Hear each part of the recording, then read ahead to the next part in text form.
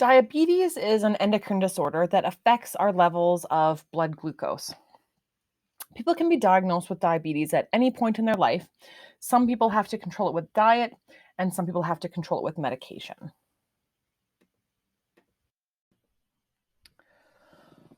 Our adrenal glands are part of our endocrine system, and they sit atop the kidneys, and they have an inner adrenal medulla and an outer adrenal cortex.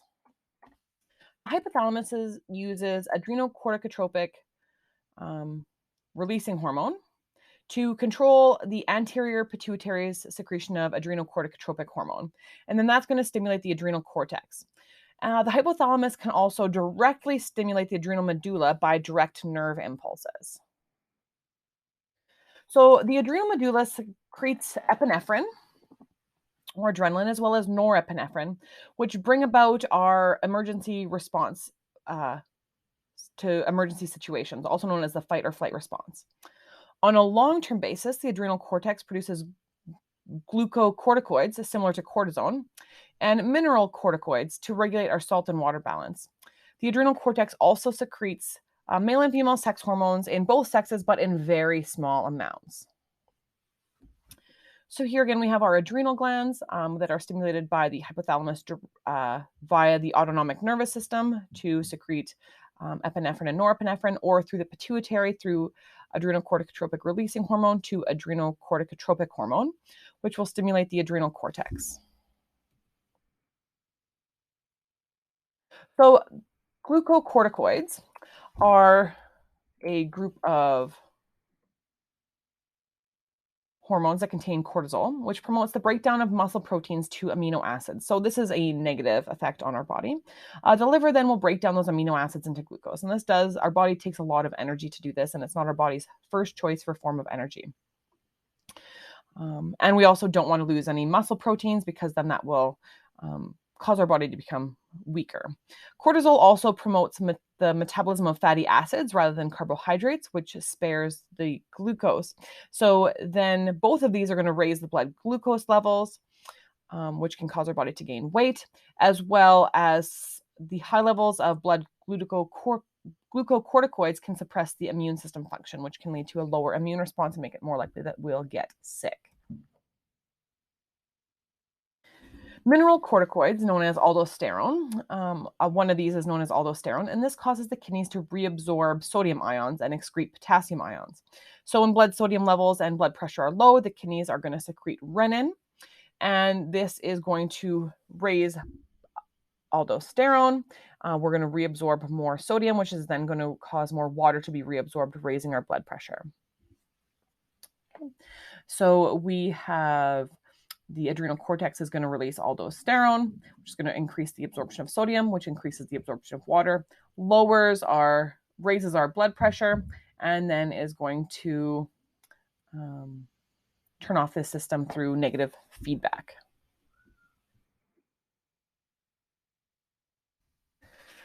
We can have some malfunctions of the adrenal cortex. One of them is known as Addison's disease, when we develop the adrenal cortex hypersecretes hormones. So we could have a bronzing of the skin, low levels of cortisol, and mild infection can lead to death. Aldosterone is also hyposecreted. We don't have enough secretions from our adrenal cortex. Hyposecrete, so not enough. And we also have low levels of aldosterone, so we could have dehydration as a result. Cushing syndrome can develop when the adrenal cortex hypersecretes cortisol, so it secretes too much cortisol. So the trunk and the face become round, and too much aldosterone can result in water retention, again, contributing to that round appearance. So here we have Addison's disease, where we have that bronzing of the skin. And on our next slide, we have Cushing syndrome, where we have that roundness of the face due to increased water retention, as well as high levels of cortisol in our blood. The pancreas is one of the endocrine glands that helps control our blood sugar levels. And so this is where we have the antagonistic hormones of insulin and glucagon that go into effect to maintain our body's regular blood sugar levels. So the pancreas is between the kidneys and the duodenum in our small intestine and provides both digestive juices as well as endocrine functions. In the pancreas, the islets of Langerhans secrete insulin from beta cells, which lower our blood glucose levels. And this insulin makes our body cells more permeable to glucose. So glucose from our bloodstream can enter into our body cells to be used in cellular metabolism. Glucagon from the alpha cells is going to, which increases our blood glucose level. So glucagon is going to cause the conversion of glycogen, which is stored in our liver, to glucose to increase our blood sugar levels. Now, this would happen in times of fasting or in times of high energy output. So here we see our feedback loop of the blood glucose level. So we have our normal homeostasis blood sugar levels there in the middle. And if our blood sugar levels are high, we go up and to the left where our beta cells secrete insulin, which cause an increase in the transport of glucose into the cells, which will decrease our blood glucose levels. Now, if we have low blood glucose levels, we're going to drop down to the bottom left where our alpha cells secrete glucagon, which causes an increase in the breakdown of the glycogen in our liver to glucose in our blood, increasing our blood glucose levels, returning our blood glucose to normal. So this is how our body maintains our homeostasis of blood glucose levels, no matter how much we've eaten, how more recently we've eaten, or our activity levels. Now, like I said at the beginning, diabetes is a disorder of the endocrine system, which is primarily affected by affects the pancreas. So the most common illness due to hormone imbalance is diabetes mellitus, which can be the failure of the pancreas to produce insulin, or it can be the inability of body cells to take it up. And that's the difference between type 1 and type 2 diabetes. Now, in these instances, hyperglycemia symptoms develop. So we have high blood sugar levels, and high levels of glucose end up appearing in the urine. Now, way back in the day, a test for diabetes used to be to taste the urine. And if it was sugary, they would say, well, you have diabetes. Now we do a blood test. So here we can see glucose charts. If we have hyperthyroidism, we have a very quick spike in our blood sugar and then a very quick drop. In diabetes mellitus, that green line, we have our blood sugar starts high, goes high, and then stays high, versus that normal blood sugar graph, which starts low, goes up a little bit, and then goes back down to normal as our body takes up blood sugar. So type 1 diabetes occurs when the pancreas does not produce insulin, and that patient will either require insulin injections for life, or they might require a beta cell transplant, which is incidentally known as the Edmonton protocol, because that treatment procedure was developed in Edmonton. Type 1 diabetes is often diagnosed in children, versus type 2 diabetes is often diagnosed in adults. It's also called adult onset diabetes. Now, this is where the pancreas produces insulin, but body cells do not respond. So the body cells won't take up the sugar that's in the blood, but both can lead to the same long-term and serious consequences.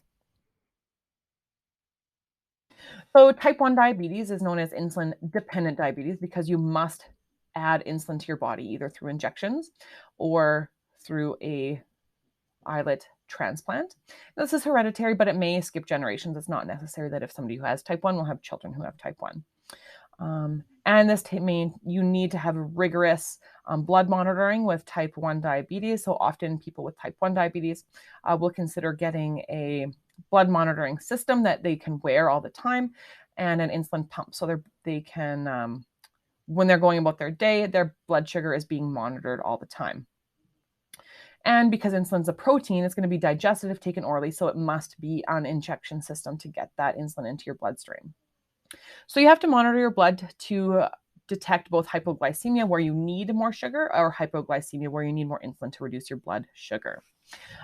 Scientists and researchers are also looking at gene therapy to insert new genes into the pancreas to help beta cells produce insulin. Type 2 diabetes is known as insulin-independent diabetes because it can be caused by a decrease in insulin production or too much glucose produced by the liver with not enough compensation by the pancreas, or insulin resistance by our cells to not reabsorb glucose that has been in our bloodstream. There's also gestational diabetes, which can occur during pregnancy. And if a mother develops gestational diabetes, she may be at risk for type 2 diabetes later in life. But gestational diabetes has nothing to do with the pancreas. It has to do with how the placenta affects the mother's hormone levels, and then how that affects her uptake of glucose. So type 1 requires daily insulin injections. Type 2 can be required daily insulin injections, as well as gestational diabetes might also require insulin injections, but they are often first treated initially by changing the diet and sometimes taking sulfonamide, which is just an oral pill. Symptoms of type 1 and 2 diabetes can include fatigue because you're not getting enough glucose inside your blood, inside your cells from your blood to provide energy. Excessive thirst and urination because that glucose in the urine is pulling water out of your system.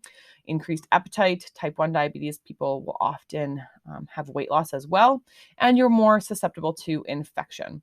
Because type 2 diabetes has a slow onset, there might not be any initial symptoms, where people who have type 1 diabetes often have like very strong symptoms right away.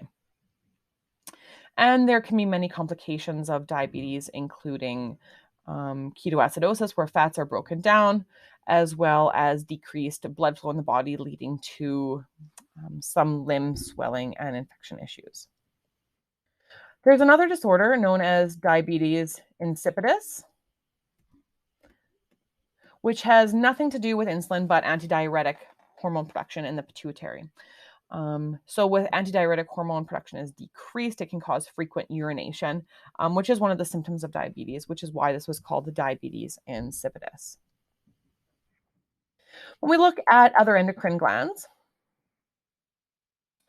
we want to look at the testes and the ovaries, which are the male and female gonads. The testes are located in the scrotum and they produce testosterone. The ovaries are in the female abdomen and they produce both estrogens and progesterones. And secretions from the gonads are controlled by the anterior pituitary hormone, gonadotropic hormone. And these will contribute to both sex organ development as well as secondary sex characteristics. So in the female reproduction system, if somebody uses anabolic steroids, we might see some effects of the female and male reproductive systems, such as irregular menstrual cycles or decreased testis size. We might have some damage to the liver, as well as hypertension of the cardiovascular system, decreased glucose levels, an increased rate of muscular growth, leading to an increased rate of muscular strain, as well as some urinary disorders because we have increased pressure on our renal system. So anabolic steroid use, again, a lot of negative consequences on the body. When we look at prostaglandins, these are produced within cells from arachidonate, which is a fatty acid, and prostaglandins typically act very close to where they're produced. Prostaglandins in sperm can cause uterine muscle contractions, and prostaglandins also can cause menstrual cramps as well.